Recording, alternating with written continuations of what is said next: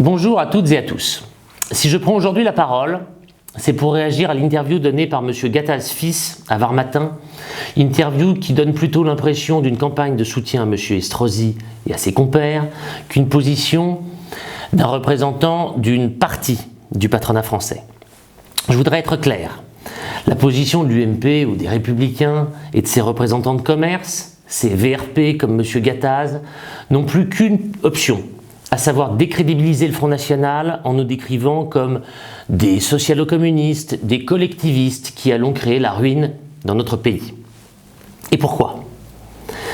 Parce que, puisque le Front National a eu raison sur tous les sujets sociétaux, que notre analyse sur les sujets internationaux et nationaux semble malheureusement couronnée de succès, il faut désormais nous faire passer pour des nullités économiques afin de ne pas se faire priver du pouvoir et de ses à côté.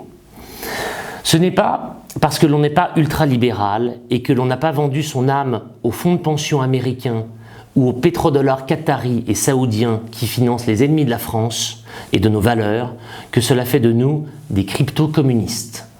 Je suis un ancien petit entrepreneur qui ne s'est jamais senti défendu ou représenté par aucun parti politique ou association patronale, sauf le Front National.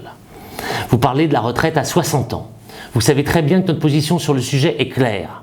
La situation de la France nécessite d'autres mesures d'économie avant de s'attaquer à ce sujet. Les charges sociales délirantes, la concurrence internationale et même intra-européenne que vous avez mis en place et qui met à mal nos entreprises françaises, ainsi que le train de vie de l'État qu'il convient de réviser drastiquement à la baisse, sont les facteurs clés avant de s'attaquer à ce sujet. Ce n'est pas une position dogmatique comme cela est sous-entendu.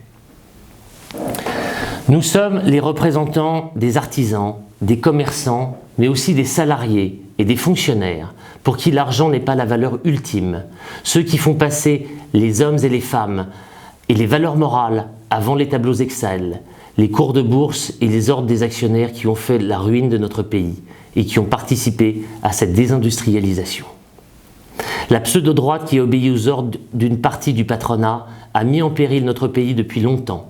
Depuis 1970, où a été mis en place une organisation de dumping social dont nous n'avons pas fini de payer le prix. En effet, quoi de plus simple que d'expliquer aux salariés français que leurs revendications salariales, entre autres, n'ont aucun poids face à la main-d'œuvre à bas prix de nos anciennes colonies. Pensez-vous sincèrement que c'est par humanisme que l'immigration massive a été mise en place depuis 1976 par des Chirac ou Giscard, ou plutôt une manœuvre pour maintenir les salaires au plus bas dans ce pays? Je suis un homme de droite, libéral, mais Dieu merci, je me passe volontiers du satisfecit de ceux qui ont participé à la décomposition de mon pays, et je pense que la stratégie que nous mettrons en place dans la région demain sera de nature à réparer les erreurs du passé. Notre attention se portera sur tous les laissés pour compte, ceux qui font notre pays, notre région, et ceux qui ne sont pas forcément des multinationales, mais des artisans, des commerçants, des PME, des TPME, des PMI et des TPMI. C'est vrai que lorsqu'on entend M. Estrosi promettre qu'il baissera les impôts de la région, alors qu'il n'y a pas d'impôt régional, on peut se dire que la barre n'est pas placée bien haut. Merci à tous et bon vote.